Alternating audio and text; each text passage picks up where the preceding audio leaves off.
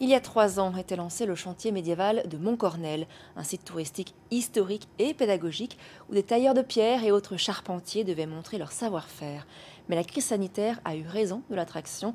Aujourd'hui, les porteurs du projet se sentent trahis. Les explications Franck Grasso et Marine Zamit.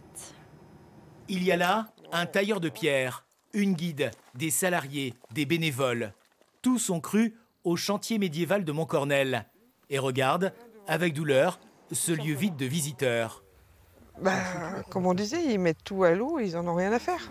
Ils en veulent aux élus qui ne les ont pas suivis. On s'est tous investis dedans et pour rien. Voilà, c'est désolant. Sur 13 hectares, Montcornel devait accueillir un parc original, s'inspirant de Guédelon, en Bourgogne, où depuis 25 ans, des bâtisseurs construisent un château fort tout en animant le site.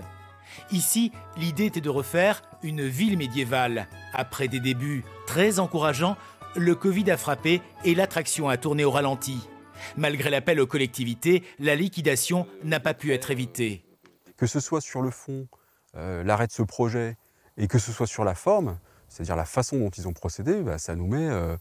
voilà, on est en colère, on est déçu, on se sent trahi. À l'origine, 100 sociétaires ont investi quelques 250 000 €.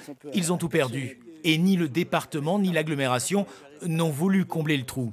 Les collectivités ne sont pas là uniquement pour mettre de l'argent et essayer de faire supporter un projet qui allait malheureusement de déficit en déficit.